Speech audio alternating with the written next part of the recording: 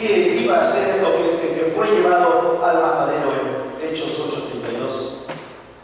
Pablo, el apóstol, identifica a Jesús como nuestro Cordero de la Pascua en 1 Corintios 5, versículo 7. Así que se debe al hecho de que Jesús, el Cordero de Dios, sacrificó su vida en sustitución tuya y mía, que nosotros podemos ser salvos ahora de las llamas del infierno. Dios lo planeó, Dios dio los eventos, Dios hizo que se dieran esos eventos para que Cristo pudiera morir. Él lo llevó a la cruz. Y Cristo dice: yo doy mi vida, nadie me la quita, yo la doy. ¿Quién es Él? Dios mismo en la carne. Otra manera de decirlo es el hecho de que daba la sangre de ese Cordero de Dios de la Pascua.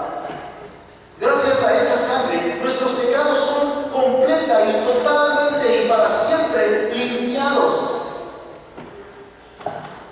Con ella, con esa sangre, se limpia toda nuestra injusticia y por ende podemos disfrutar de la vida eterna en la presencia de Dios para siempre. Esto nos dice 1 de Pedro 1:19. Miren, la muerte de Jesús en la cruz no es simplemente un ejemplo de cómo se entrega uno movido por un gran amor. Algunos predican eso hoy día.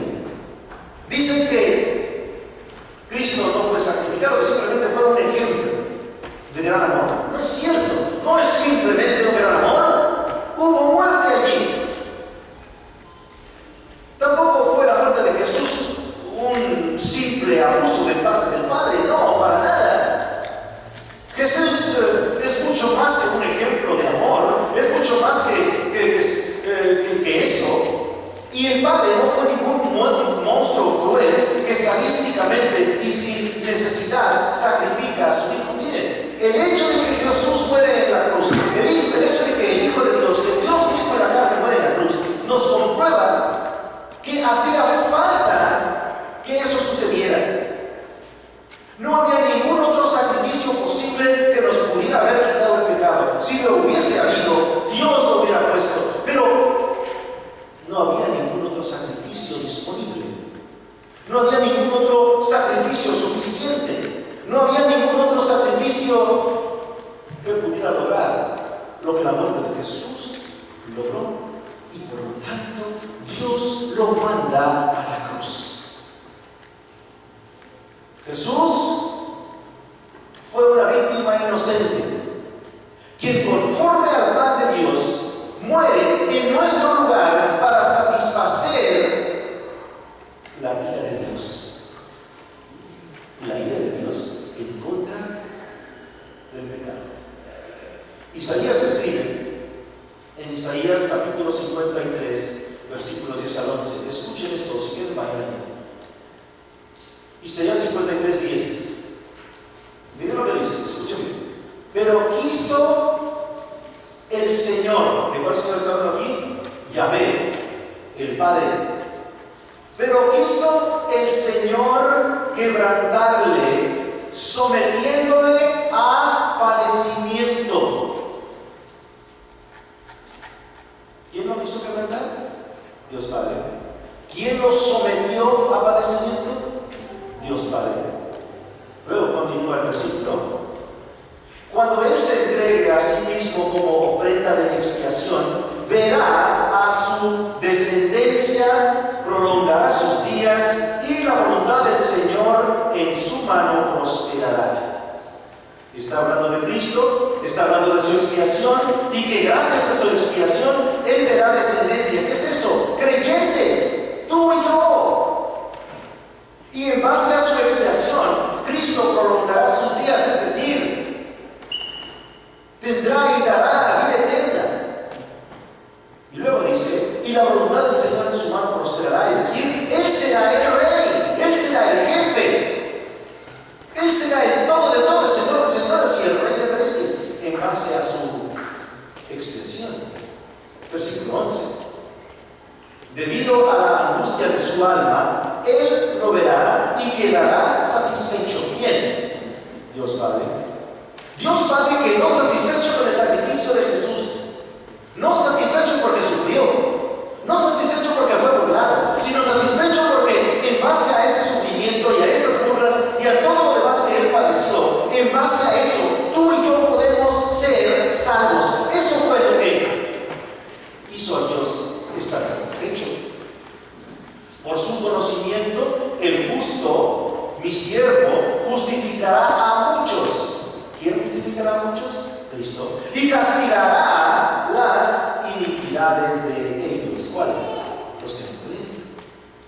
Así que Jesucristo fue la víctima ciertamente de sus acusadores y de sus verdugos, pero también fue la víctima para Dios, para satisfacer a Dios. Pero la pregunta es, ¿y por qué? ¿Por qué Dios hace eso? ¿Por qué sacrifica a su Hijo? Dios lo hizo porque Él quería darle a sus hijos adoradores. ¿Sí? Dios hizo que Cristo muriera para darle adoradores a Jesús. Dios quiso que Jesús muriera para que nosotros fuéramos salvos, para que nosotros le diéramos la gloria y la alabanza a Dios Hijo por toda la eternidad. Y algunos que tienen mente teológica dicen, bueno, pastor, pero ¿qué no Jesús murió para morir por nosotros, para salvarnos de ir al infierno? Bueno, sí, pero eso solamente es el biproducto de su muerte. Es decir, eso es verdaderamente el resultado de su muerte. Atiéndanme, ahí les voy. Cristo no murió necesariamente simplemente para salvarnos del infierno. El propósito de su muerte era que Él tuviera adoradores quien le dieran a Él el honor y la gloria. Déjenme mostrarles lo que quiero decir con todo esto. Vayan conmigo, por favor, todo el mundo, a Juan 17, Juan capítulo 17. Evangelio de Juan capítulo 17. Vamos a ver esto juntos. Esto es bien importante.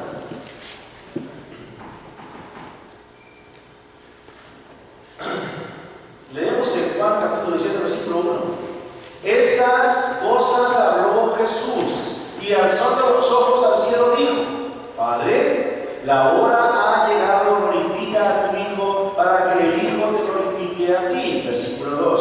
Por cuanto le diste autoridad sobre todo ser humano para que dé vida eterna. Aquí viene. A los que tú le has dado. ¿Te escucharon esas mismas palabras? Los que tú le has dado. Versículo 6. Miren lo que dice el versículo 6. He manifestado tu nombre a los hombres que del mundo me diste. Eran tuyos y me los diste. Y han guardado tu palabra. ¿Qué hizo Dios Padre con el Hijo? Me los diste, se los dio, nos dio a Él. Versículo 9. Yo ruego por ellos. No ruego por el mundo, sino por los que me has dado, porque son tuyos. Versículo 24. Versículo 24. Padre, quiero que los que me has dado estén conmigo donde yo estoy, para que vean mi gloria y la gloria que me has dado, porque me has amado desde antes de la fundación del mundo. Así que nosotros, los creyentes, fíjense hermanos, tú y yo somos una especie de regalo, una especie de dádiva de amor de parte de Dios Padre a Dios Hijo.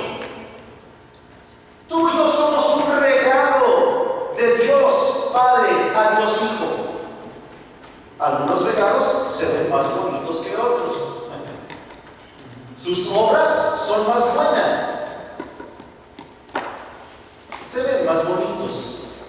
Otros regalitos, híjole. Pero todos somos regalos de amor de parte del Padre para con el Hijo.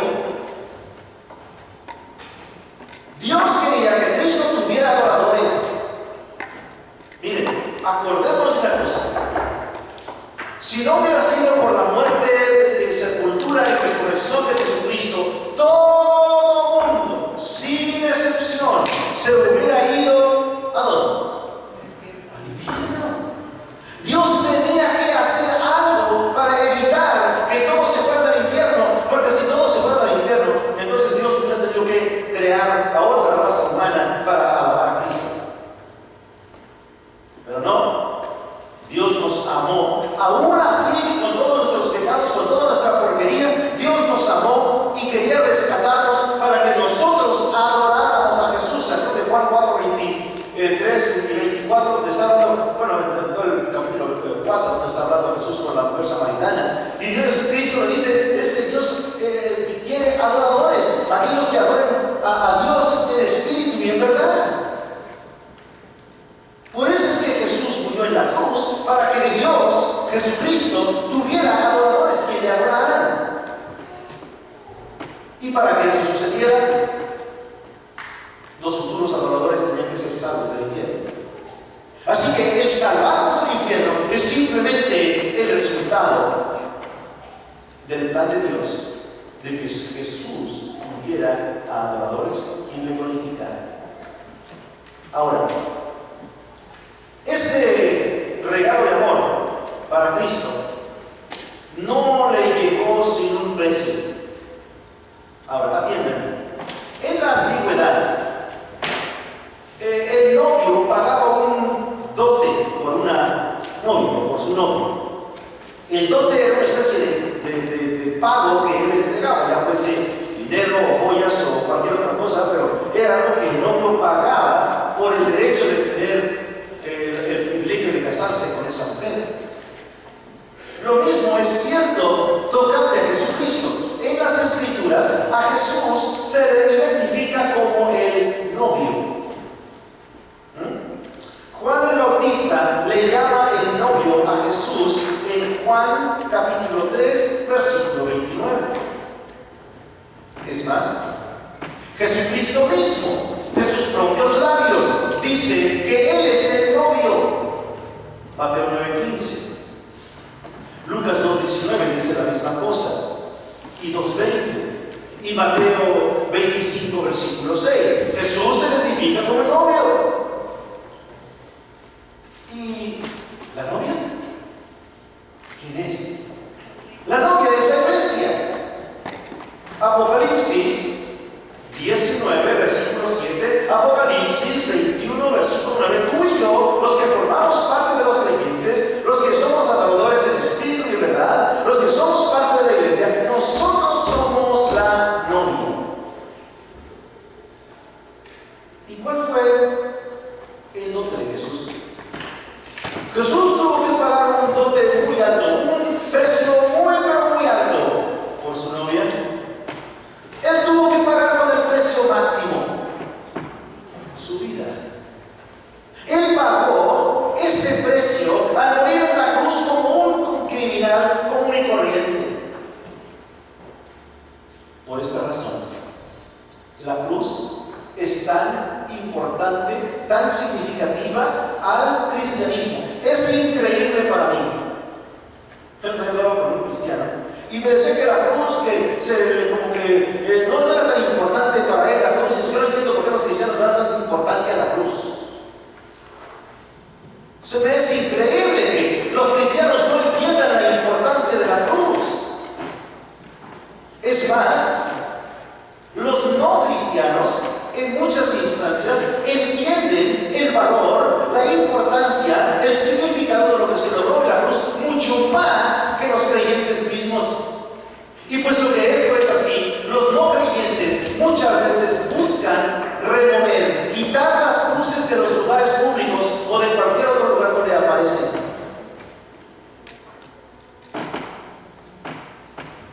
Ahora, déjenme demostrarles lo importante que es la cruz para Dios. Porque Dios abiertamente nos habla de la cruz a través de las Escrituras. ¿Listos? Esto no está en su bosquejo.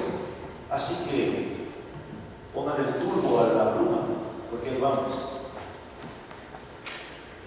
se alude a la cruz en Génesis 3:15, cuando Dios le dice a la serpiente, o sea, a Satanás, que la serpiente mordería el tobillo del hombre y el hombre la apachurraría a la cabeza de esa serpiente.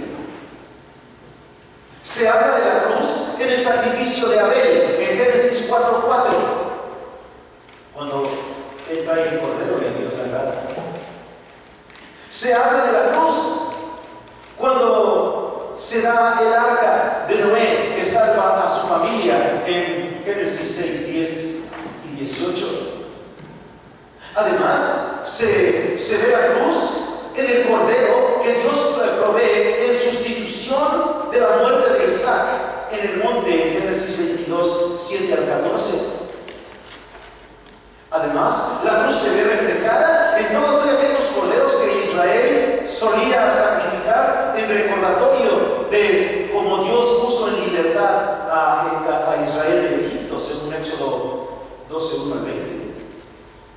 La cruz además se presenta en la roca a la cual Moisés le pegó con su vara para que saliera el agua para una Israel sedienta. Números 20, versículo 11. Porque después de todo, ¿quién da el agua de la vida? ¿Y quién dice que tenga sed, venga a mí y yo le daré de beber?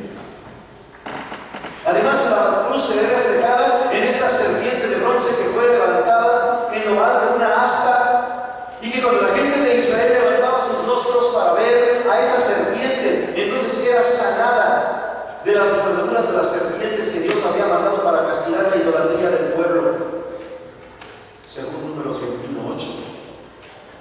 La cruz también la podemos ver en las acciones de Boaz para con Ruth, quien fue su redentor, en Ruth 4:1-10. La cruz está en todo lo que es el Antiguo Testamento. La cruz se habla de ella en el Nuevo Testamento después del sacrificio de Jesús. Las profecías claramente hablan del importante papel de la cruz en la salvación del hombre. En el Salmo 22, en Isaías 53, en Zacarías 12. Así que la cruz está allí y el Señor está a unas horas de llegar a la cruz por la voluntad de Dios para venir por ti y por mí en sustitución nuestra, porque nosotros somos un regalo de parte de Dios Padre para Él. Déjame preguntarte, hoy que estás aquí, ¿estás seguro o segura que eres ya un regalo de parte de Dios Padre para Dios Hijo? Y déjame hacer otra pregunta. ¿Acaso la cruz es importante para ti porque ahí su sangre se derramó para limpiar tus pecados y